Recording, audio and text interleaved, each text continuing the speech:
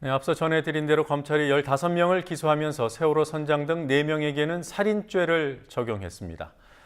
구원파 신도들은 구원파에 하는 것과 똑같은 정도의 강도의 수사를 정부와 해경에도 하라고 촉구했습니다.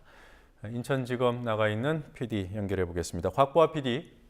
네, 곽보아입니다. 네, 오늘 기소된 선원들 중에는 살인죄가 적용된 사람도 있고요. 유기치사죄가 적용된 경우도 있더군요. 법 적용 근거는 뭡니까?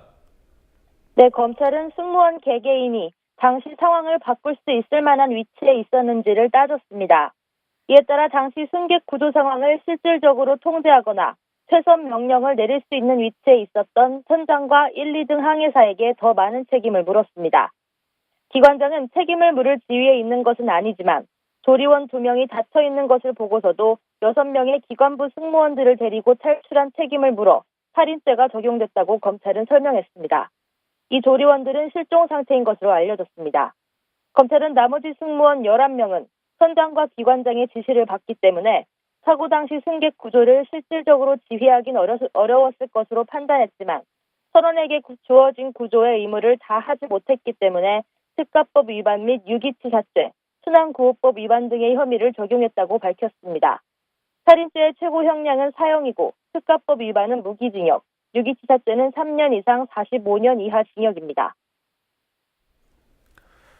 1970년이었죠. 남형호 사건 때 선장에게 살인죄를 적용했지만 무죄가 됐습니다. 이후 살인죄 적용이 이번이 처음이라고 하더군요. 혐의 인정 가능성이 큽니까? 네, 검찰은 당시 정황이 대부분 밝혀진 만큼 혐의가 인정될 것으로 보고 있지만 그렇지 않다는 의견도 있습니다. 검찰은 이들이 승객을 퇴선시키지 않을 경우 죽는다는 사실과 화물을 실은 선박 1층 뒤쪽이 침수하면 탈출이 어려워진다는 사실을 알고도 자신들만 탈출한 점을 들어 미필적 고의가 있었고 살인죄까지 인정된다고 판단했습니다.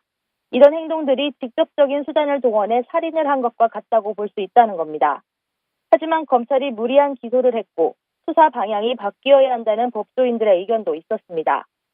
민주사회를 위한 변호사 모임의 박주민 사무처장은 승무원들이 아이들이 죽어도 상관이 없다는 의도를 가졌다고 입증하긴 어려울 것이라며 업무상 과실치사나 특가법상 선박도주죄 정도가 인정될 것이라고 예상했습니다.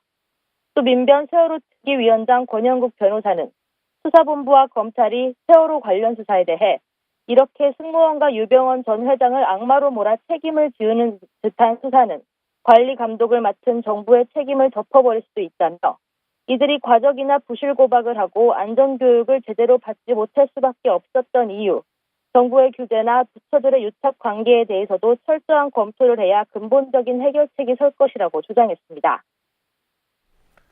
사고 당시 현장에 제일 먼저 출동했던 해경 경비정 1, 2, 3정 구조대원들이 있죠. 초기 구조 실패와 관련해서 반드시 수사를 받아야 하는 이 대원들.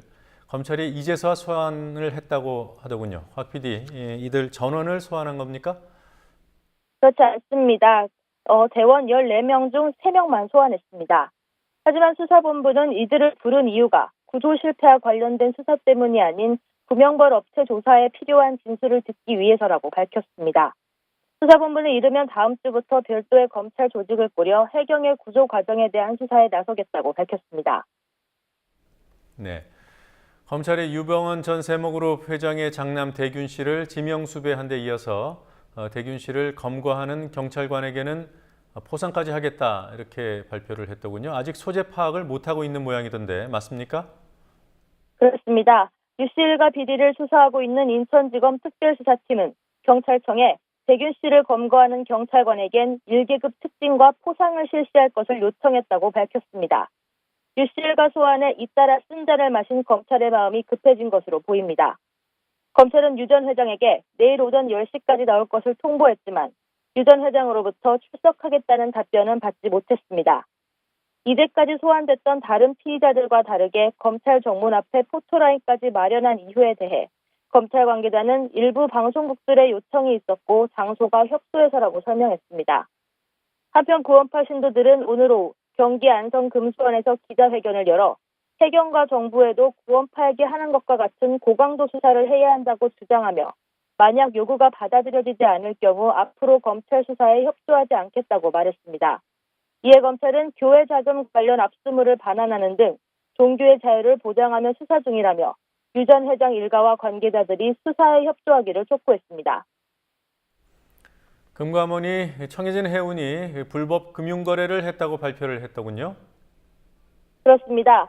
금감원은 오늘 세월호 선사인 청해진 해운과 그 관계사에 대한 금융회사의 대출 심사가 허술하게 이뤄진 것으로 드러났다고 밝혔습니다.